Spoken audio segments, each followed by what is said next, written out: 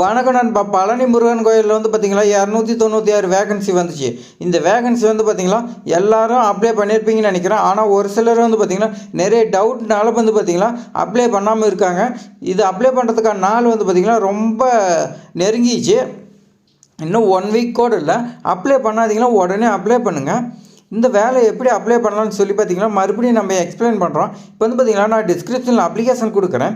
அந்த அப்ளிகேஷன் வந்து பார்த்திங்கன்னா நீங்கள் டவுன்லோட் பண்ணி நீங்கள் பிரிண்ட் அவுட் எடுத்துங்க. பிரிண்ட் அவுட் எடுத்துகிட்டு அதுக்கு முன்னாடி ஃபஸ்ட்டு நீங்கள் நோட்டிஃபிகேஷனை வந்து ஃபுல்லாக படிங்க. ஃபுல்லாக நல்லா தெளிவாக படித்து புரிஞ்சதுக்கப்புறம் அப்ளை பண்ணுங்கள் இந்த ஜாப்க்கு. அப்ளிகேஷனில் வந்து பார்த்திங்கன்னா விண்ணப்பதாரரின் புகைப்படம் சான்றப்பத்துடன் இருக்குது. நீங்கள் வந்து பார்த்திங்கன்னா புகைப்படத்தை வந்து பார்த்திங்கன்னா இதில் பேஸ்ட் பண்ணிக்கலாம். பேஸ்ட் பண்ணிவிட்டு நீங்கள் இதில் வந்து பார்த்திங்கன்னா கெஜெட் ஆஃபீஸர்கிட்ட சீல் வச்சு சைன் பண்ணணும்.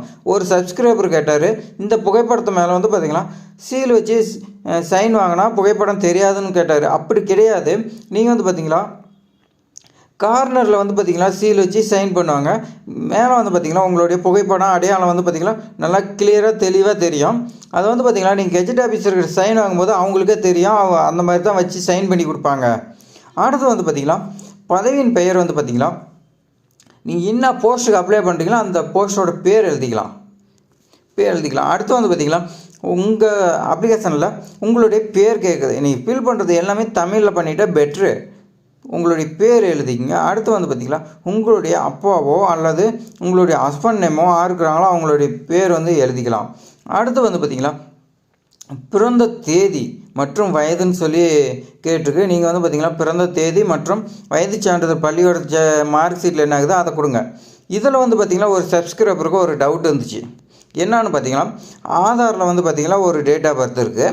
மார்க் ஷீட்டில் ஒரு டேட் ஆஃப் பர்த் இருக்குது.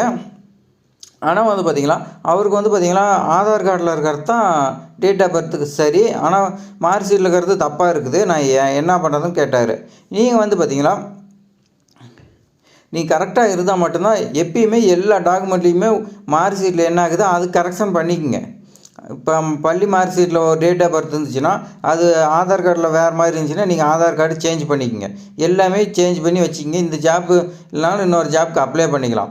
அதே மாதிரி பார்த்திங்கன்னா இது மாதிரி வந்து பார்த்திங்கன்னா நிறைய டவுட் இருக்குது. எல்லா டவுட்டுமே நம்ம இந்த வீடியோவில் கிளியராக ஸ்டெப் பார்க்க போகிறோம்.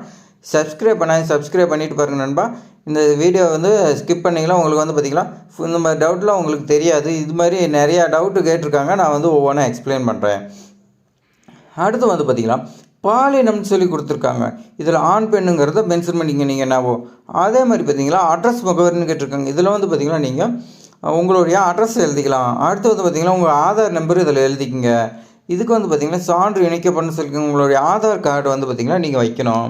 அடுத்து வந்து பார்த்திங்கன்னா உங்களுடைய மொபைல் நம்பரை எழுதிக்கலாம். மெயில் ஐடி இருந்தால் மெயில் ஐடி எழுதிருங்க.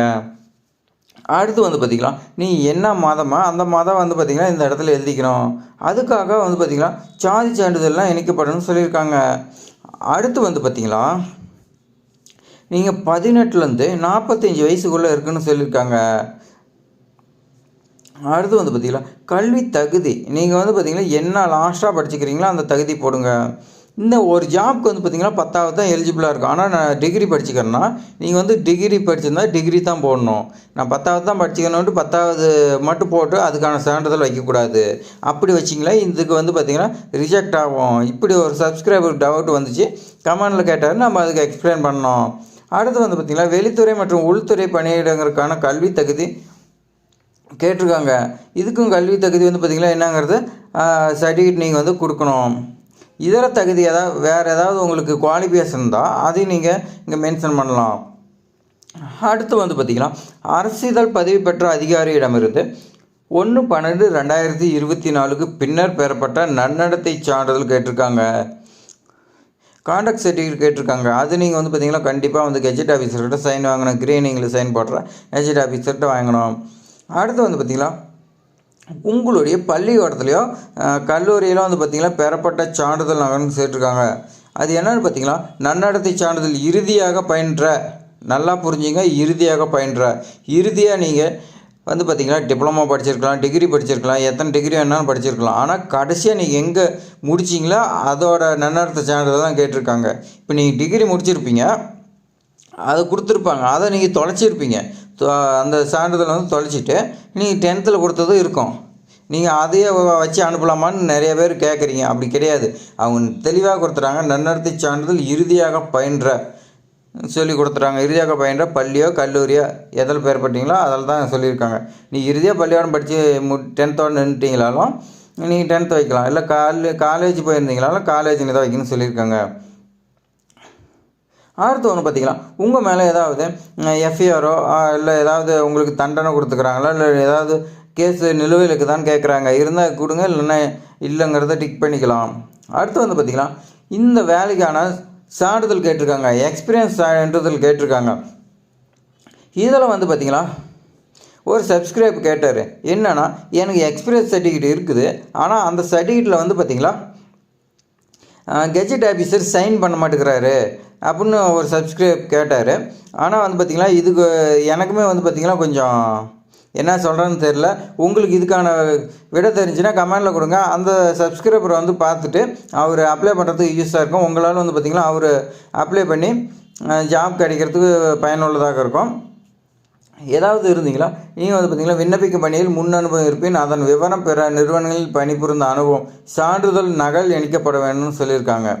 அடுத்து வந்து பார்த்திங்கன்னா பொதுவாக ஏதாவது இருந்தால் கொடுக்கலாம், இல்லைனா விட்டுலாம். அடுத்து ஒன்று வந்து பார்த்திங்கன்னா இந்து சமய அறநிலைத்துறையில் வந்து பார்த்திங்கன்னா யாராவது உங்களுடைய அப்பாவோ இல்லை கணவரோ அந்த மாதிரி வந்து பார்த்திங்கன்னா யாராவது ஒர்க் பண்ணாங்களோ அவங்களோட டீட்டெயில்ஸ் எல்லாமே கொடுக்கணும். பேர், பதவி, எப்போ சேர்ந்தாங்க, அவங்க நன்னடத்தை சான்றிதழ், எவ்வளோ நாள் பணிபுரியும் எல்லாமே கொடுக்கணும். அடுத்து ஒன்று பார்த்திங்கன்னா உறுதிமொழி கொடுத்துருக்காங்க. உங்களோட பேர், தந்தை பேர் எழுதி நீங்கள் வந்து பார்த்திங்கன்னா இதெல்லாம் ஃபுல்லாக படித்து பார்த்துட்டு ஏதாவது வந்து பார்த்திங்கன்னா நீங்கள் கொடுக்குற சர்டிஃபிகேட் ஏதாவது பொய்ன்னு தெரிஞ்சுன்னா இது வந்து பார்த்திங்கன்னா என் மேலே நடவடிக்கை எடுத்துக்கலாம், இதுக்கு சம்மதிக்கணும்னு சொல்லி பார்த்திங்கன்னா நீங்கள் சைன் பண்ணணும். இங்கே விண்ணப்பதாரங்க ஐயப்பங்குது இங்கே சைன் பண்ணிக்கலாம். பண்ணிவிட்டு லெஃப்ட் சைடு 4 இடம்னு சொல்லி கேட்டிருக்காங்க. இந்த இடத்துல எப்போ அனுப்புகிறீங்களோ அந்த டேட் போட்டுங்க. என்ன ஊரோ அந்த ஊர் போட்டுக்கலாம்.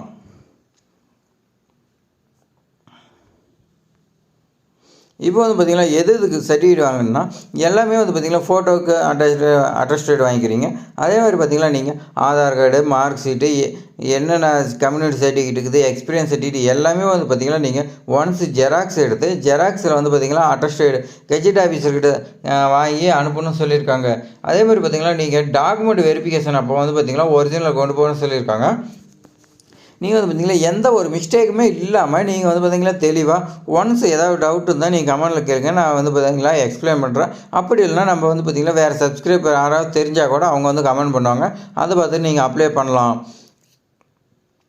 அடுத்து வந்து பார்த்திங்கன்னா இது மாதிரி பயனுள்ள தகவல் வந்து பார்த்திங்கன்னா நம்ம சேனலில் தொடர்ந்து வந்துட்டு இருக்குது. உங்களுக்கே தெரியும், நிறைய பேர் வந்து பார்த்திங்கன்னா பயனடைஞ்சிட்டு வரீங்க. ஆனால் வந்து பார்த்திங்கன்னா சப்ஸ்கிரைப் பண்ணுறீங்களா இல்லையான்னு தெரியல. ஆனால் இது வரைக்கும் சப்ஸ்கிரைப் பண்ணாதீங்க, நமக்கு சப்ஸ்கிரைப் பண்ணி ஆதரவு கொடுங்க நண்பா. Thanks for watching.